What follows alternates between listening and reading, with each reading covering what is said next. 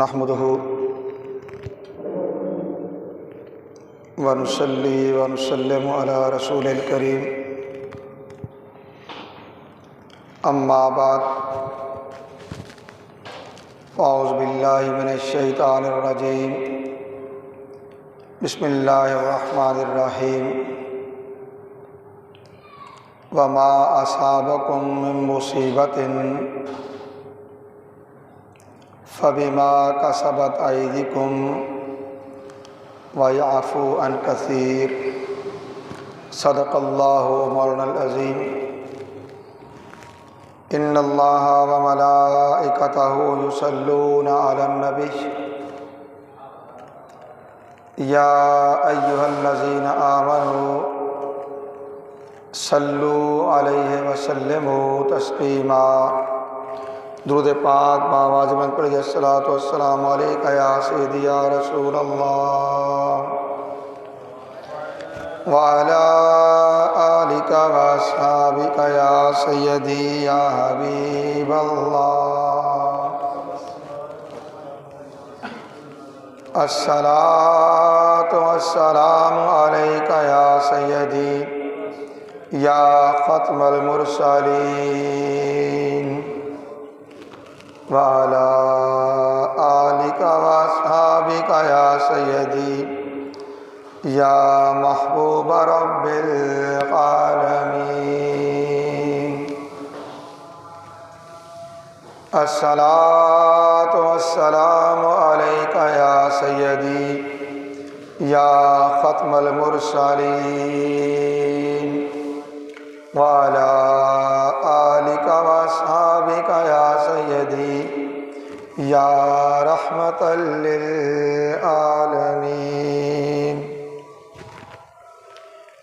اللہ رب العزت کی حمد و ثنا اور اس کے پیارے حبیب حضور احمد مجتبیٰ محمد مصطفیٰ علیہ تحیت و ثنا کی بارگاہ بے کس پناہ میں ہدیہ درود و سلام کے بعد حاضرین و سامعین محترم، اللہ رب العزت کا بے پایاں فضل و احسان ہے جس کی توفیق سے ہم جمعہ مبارک کی ان بابرکت ساعتوں میں اللہ کے گھر میں حاضر ہیں۔ عنوان گفتگو کے طور پہ سورہ شورى کی آیت 30 کی تلاوت کا شرف حاصل کیا۔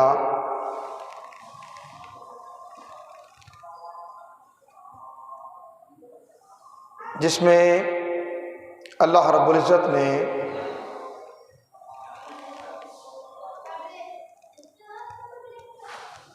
انسان پر آنے والی آزمائشوں،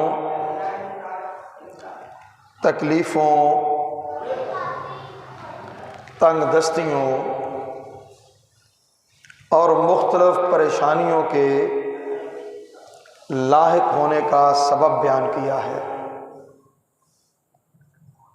اور آج ہم اس آیت کریمہ سے اکتساب فیض کریں گے۔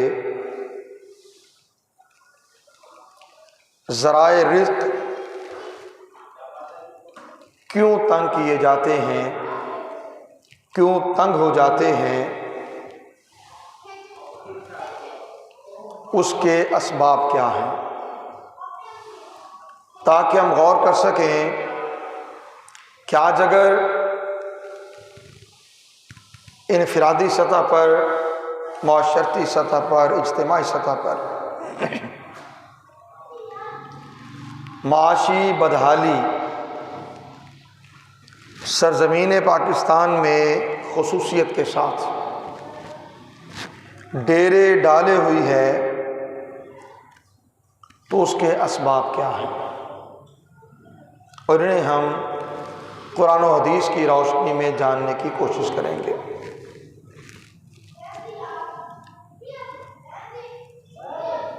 آغاز کر رہا ہوں سورہ شورى کی اسی آیت سے، یعنی آیت نمبر 30 سے، جو رب قدوس نے ارشاد فرمایا وما اصابکم من مصیبت فبما کسبت ایدیکم، اور جو مصیبت بھی تمہیں پہنچتی ہے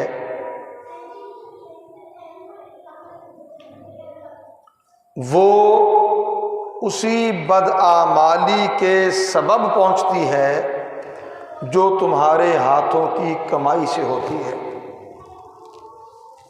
وَيَعْفُو عَنْ كَثِيرٍ، حالانکہ بہت سی کوتاہیوں سے اللہ رب العزت درگزر فرما دیتا ہے۔ بہت سی کوتاہیاں اللہ تعالیٰ معاف فرما دیتا ہے۔ اگر تمام کوتاہیوں، تمام بدعمالیوں، تمام بد اخلاقیوں، تمام بد عاداتیوں اور تمام بد کرداریوں کا مواخذہ کرنے لگے تو شاید ہم اس قابل بھی نہ رہیں کہ ہمیں کھانے کو کچھ دیا جائے۔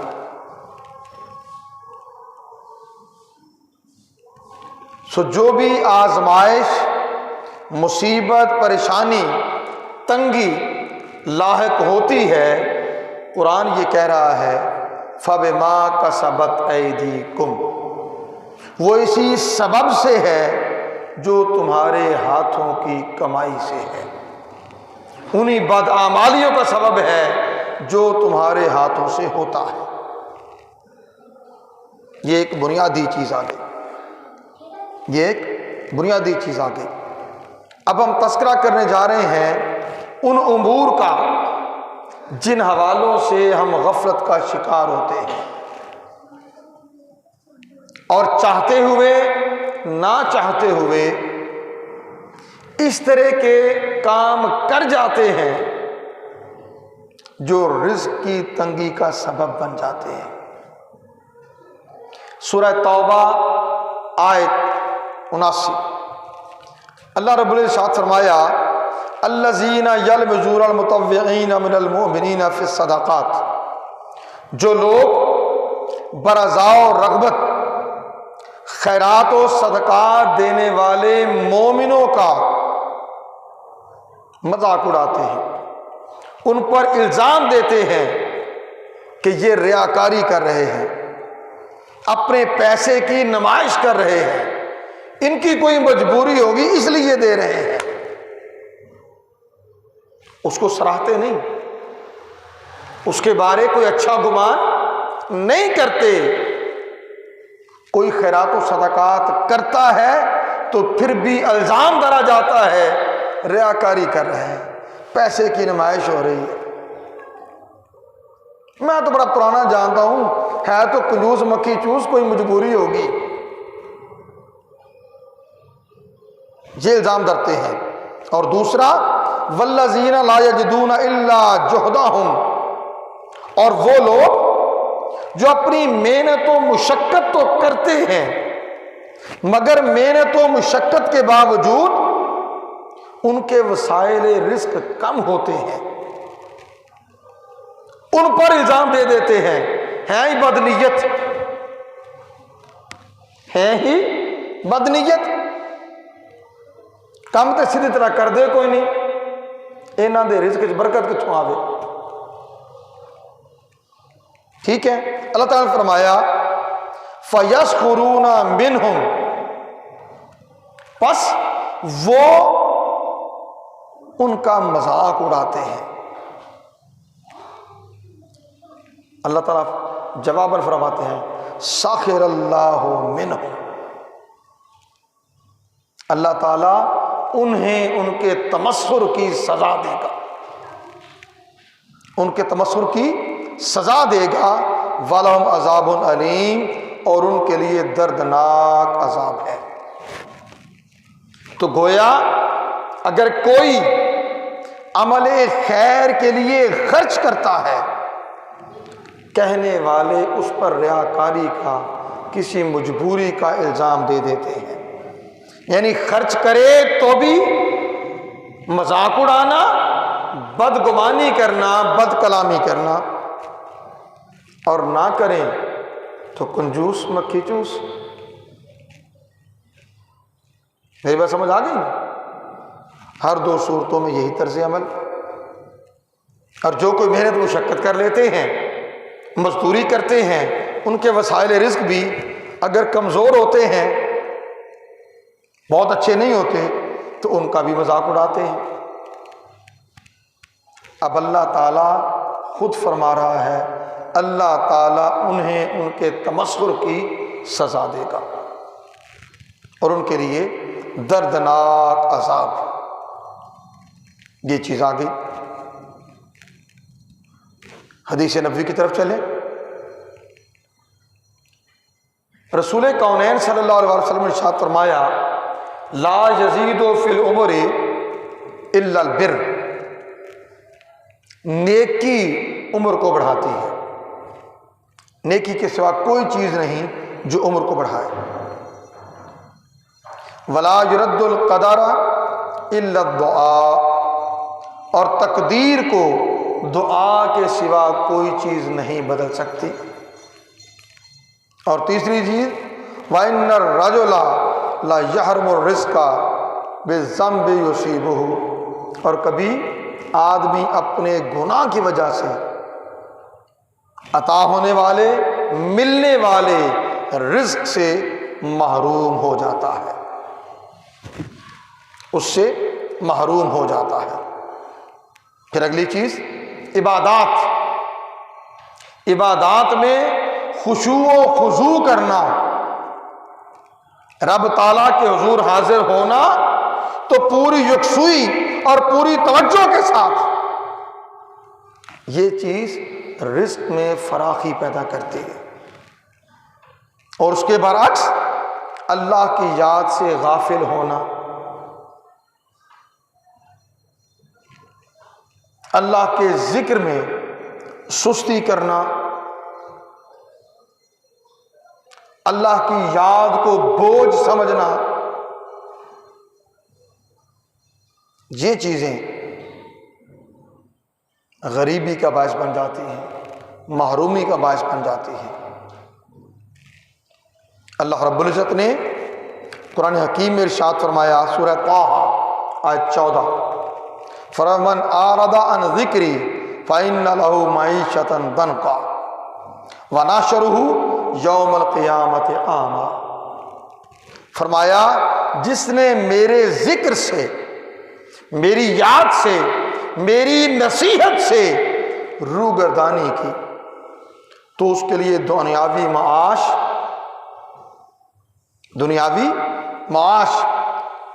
تنگ کر دیا جائے گا، اور ہم اسے قیامت کے روز اس طرح لائیں گے کہ وہ اندھا ہوگا، اس حال میں اٹھایا جائے گا۔ اور پھر اگلا سبب فرض کی ادائیگی میں غفلت۔ بات چونکہ رزق کی ہو رہی ہے تو رزق کے حوالے سے فرض کی گئی عبادت ہے زکوٰۃ۔ زکوٰۃ کی ادائیگی نہیں کی جاتی،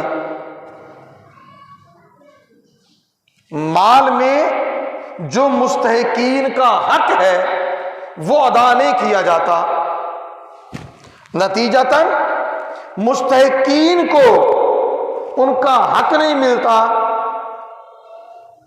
ان کے وسائل رزق کمزور،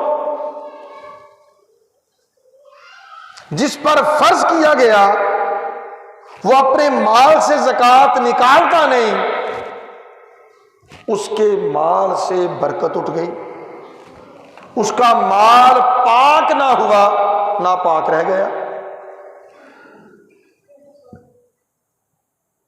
برکت والا نہ رہا، نتیجتاً ہر دو سطح پر تنگی آ گئی۔ حضرت عبداللہ ابن عمر رضی اللہ تعالیٰ عنہ سے روایت ہے کہ رسول کونین صلی اللہ علیہ وآلہ وسلم نے ارشاد فرمایا جب لوگ اپنے مالوں کی زکوٰۃ ادا نہیں کرتے تو اللہ تعالیٰ آسمان سے بارش کو روک لیتا ہے، آسمان سے بارش کو روک لیتا ہے، اور اگر زمین پر چوپائے نہ ہوتے تو آسمان سے پانی کا ایک قطرہ بھی نہ گرتا۔ بارش وہ چیز ہے جس سے انفرادی حیثیت بھی متاثر ہوتی ہے، گروہی معاشرتی حیثیت بھی متاثر ہوتی ہے، اور قومی خوشحالی بھی متاثر ہوتی ہے۔ اور ان تینوں سطحوں پر جس چیز کا فیضان پہنچتا ہے وہ فیضان روک لیا جاتا ہے۔ بارش نہیں آتی تو قحط سالی آتی ہے، اناج کی کمی آ جاتی ہے۔ نتیجتاً ایک طرف اناج مہنگائی کی بلندیوں کو چھوئے گا، دوسری طرف وسائل رزق کم ہو جائیں گے، وسائل رزق کم ہو جائیں گے، تنگ دستی بدحالی ڈیرے ڈال لے گی۔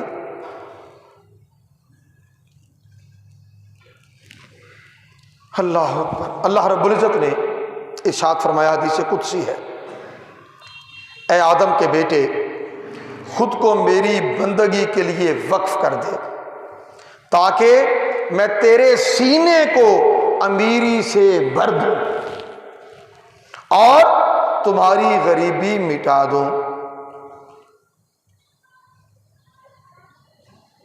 اپنے آپ کو میری عبادت میری بندگی کے لیے وقف کر دے، تیرے سینے کو امیری سے بھر دوں، تو دل کا امیر ہو جائے، تو دل کا امیر ہو جائے، اور تیری غریبی مٹا دوں، غریبی دور کر دوں۔ لیکن اگر تم ایسا نہیں کرتے تو میں تمہارے ہاتھ مشقت سے بھر دوں گا اور تمہاری غریبی کبھی نہیں مٹاؤں گا۔ محنت ہوگی، مشقت ہوگی، مزدوری ہوگی، دنیا کا مال کمانے کے لیے صبح سے شام تک مارے مارے پھریں گے، مال بھی ملے گا، برکت نہیں ہوگی۔ نتیجہ، جب چیز بے برکت رہے گی، چیز بے برکت رہے گی تو وسعت و کشادگی کہاں سے آئے گی؟ نہ پھر بہت بڑی بات جو قرآن حکیم نے رب قدوس نے ارشاد فرمائی، یمحق اللہ الربا ویربی الصدقات، اللہ تعالی سود کو مٹاتا ہے، اس میں سے اس مال سے برکت ختم کر کے اس مال سے برکت کو اٹھا لیتا ہے۔ ویربی الصدقات، اور صدقات کو بڑھاتا ہے۔ کس طرح؟ اس میں برکت زیادہ کر کے، برکت زیادہ کر کے۔ رب تعالیٰ کا تو بڑا سادہ سا قانون ہے، اور قرآن کریم میں بھی اس کو بیان کیا گیا، احادیث نبی میں بھی بیان کیا گیا۔ جو رب تعالیٰ کی رضا کی خاطر ایک خرچ کرتا ہے، اللہ تعالیٰ 10 سے لے کے 70 اور 70 سے لے کے 700 گنا تک اس کا اجر بڑھا دیتا ہے، اور جس کے لیے وہ چاہتا ہے 700 گنا سے بھی بڑھا کر عطا کر دیتا ہے۔ یہ کس چیز کے ذریعے ہے؟ صدقات کے ذریعے، اللہ کی راہ میں خرچ کرنے کے ذریعے، اللہ کی راہ میں خرچ کرنے کے ذریعے۔ اور اگر مال کی محبت میں مال سے مال بنانے والا کام اس کا ذریعہ سود ہو جائے، برکت کہاں سے آئے؟ اللہ ماشاءاللہ پاکستان کا سارا بینکنگ سسٹم سود پر مبنی ہے، اور یہ براہ راست اللہ تعالی سے جنگ ہے۔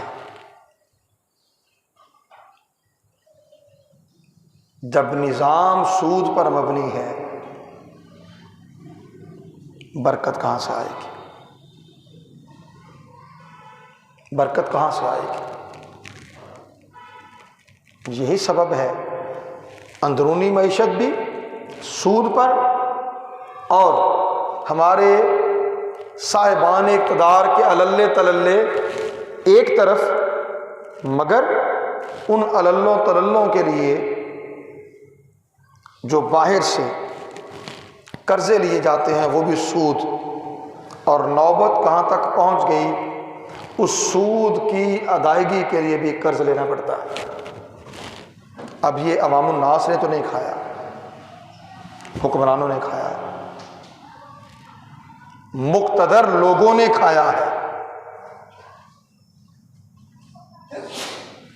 باقی اللہ تعالیٰ جانے۔ ہمیں تو فقط ان اسباب کی طرف جاننا ہے جو اسباب پریشانی پیدا کرتے ہیں۔ پھر اس کے بعد جب کمائی میں گاہکوں سے، ملازمین سے ان کے حق کے مطابق ادائیگی نہیں کی جاتی، ناپ تول میں کمی بیشی کی جاتی ہے، ملازمین جس قدر مالک کما رہا ہوتا ہے ملازمین کو اس میں سے اس کے مطابق نہیں دیتا، پھر بھی کمی آتی ہے۔ حضرت عبداللہ ابن عمر سے روایت ہے کہ رسول کونین صلی اللہ علیہ وسلم نے ارشاد فرمایا، اہل ایمان جو ہیں وہ وزن میں اور پیمائش میں دھوکہ نہیں کرتے، ناپ اور تول میں کمی نہیں کرتے، اسی طرح ملاوٹ نہیں کرتے، ذخیرہ اندوزی نہیں کرتے، کیونکہ یہ سارے کام تجارت کے کاروبار میں حرام کا درجہ رکھتے ہیں، حرام کا درجہ۔ ناپ تول میں کمی بیشی کی جائے، ملاوٹ کی جائے یا ذخیرہ اندوزی کی جائے، اور اہل ایمان کا شیوہ کیا ہے کہ وہ ایسے نہیں کرتے، اور اگر وہ ایسے کریں گے فرمایا بصورت دیگر انہیں قحط، شدید قدرتی آفت اور ظالم حکمران کا سامنا کرنا پڑے گا۔ حدیث پاک ہے ابن ماجہ شریف۔ اسی طرح فضول خرچی، اگر مال ہے تو اس مال کو اپنی امارت کے اظہار کے لیے خرچ کرنا، جہاں ضرورت نہیں بھی ہے وہاں خرچ کرنا، یہ بھی مال کو بے برکت کر دیتا ہے۔ اور جو کوئی ایسے کرتا ہے اللہ تعالیٰ نے ارشاد فرمایا ان المبذرین کانوا اخوان الشیاطین، بے شک فضول خرچی کرنے والے، اسراف کرنے والے وہ شیطان کے بھائی ہیں، وہ شیطان کے بھائی ہیں۔ اگلا سبب، اللہ تعالیٰ نے جو عطا کر رکھا ہے اس کی ناقدری، اس کی ناقدری، اسے اپنا دماغی خلل کہہ لیں، کوئی سٹیٹس کی خرابی کہہ لیں، یہ سوچ کہ کوئی کیا کہے گا یہ کہہ لیں، مگر کوئی جو کچھ بھی کہتا ہے ہمارے سامنے اللہ کے نبی کا عمل ہونا چاہیے، نہ کہ خود ساختہ قسم کے سٹیٹس۔ حضرت عائشہ صدیقہ رضی اللہ تعالیٰ عنہ سے روایت ہے، کہتے رسول کریم صلی اللہ علیہ وسلم گھر میں داخل ہوئے تو انہیں زمین پر گرا ہوا ایک روٹی کا ٹکڑا آپ نے دیکھا، زمین پر گرا ہوا روٹی کا ایک ٹکڑا آپ نے دیکھا، آپ نے اسے اٹھایا، اسے صاف کیا، اسے پونچھ لیا اور کھا لیا اور ارشاد فرمایا یا عائشہ اکرمی کریما فإنها ما نفرت عن قوم قط فعادت الیہم، فرمایا اے عائشہ قابل قدر چیز یعنی غذا اور رزق اس کی قدر کرو، اس کی قدر کرو، کیونکہ جب خوراک جیسی نعمت روٹھ جاتی ہے تو پھر لوٹ کر نہیں آتی۔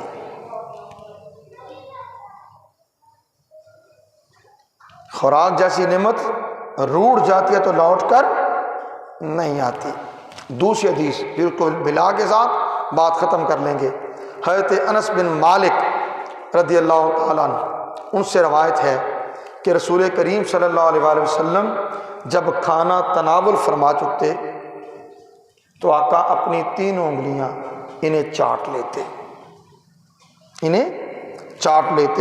کہ ان پر اگر ترکاری کا کچھ ذرہ کوئی تری لگی ہو تو اسے بھی وہ کھا لیتے۔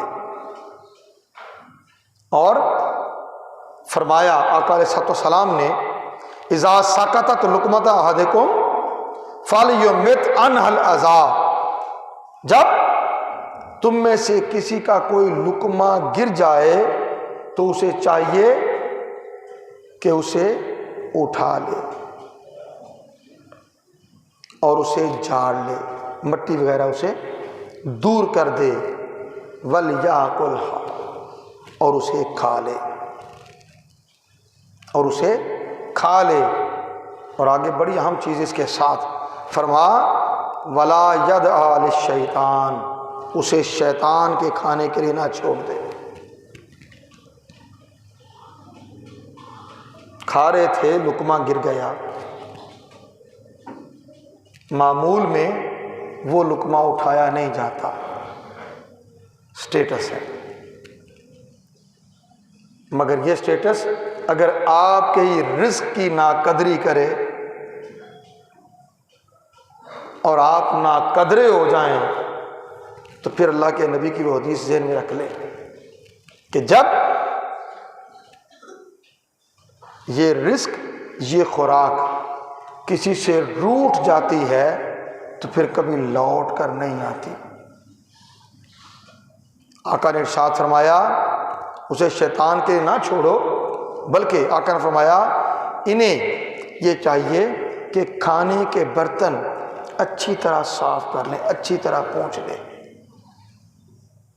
اور آگے ارشاد فرمایا فَإِنَّكُمْ لَا تَدْرُونَ فِي أَيِّ طَعَامِكُمُ الْبَرَكَةُ، تمہیں کیا علم کہ تمہارے کھانے کے کس حصے میں اللہ تعالیٰ نے برکت رکھی ہے۔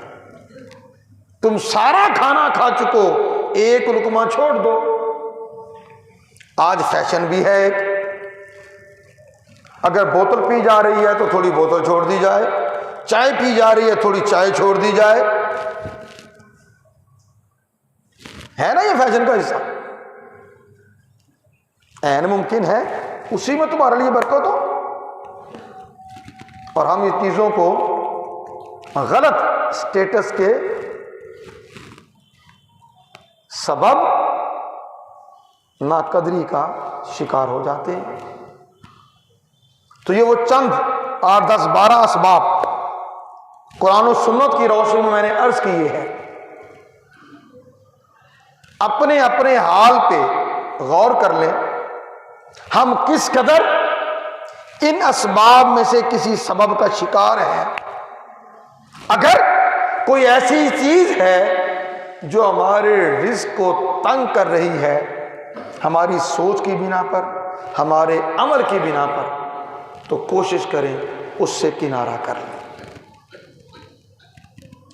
رزق تھوڑا بھی ہوگا بابرکت ہو جائے گا، رزق تھوڑا بھی ہوگا سکون ملے گا، راحت ہوگی، سکھ ہوگا، چین ہوگا، بے اطمینانی، بے سکونی اور خام خواہ کی پریشانی لاحق نہیں ہوگی۔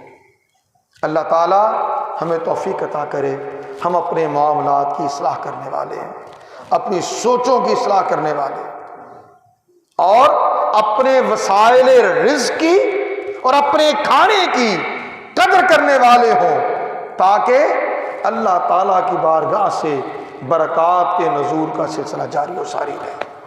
وما علینا الا البلاغ۔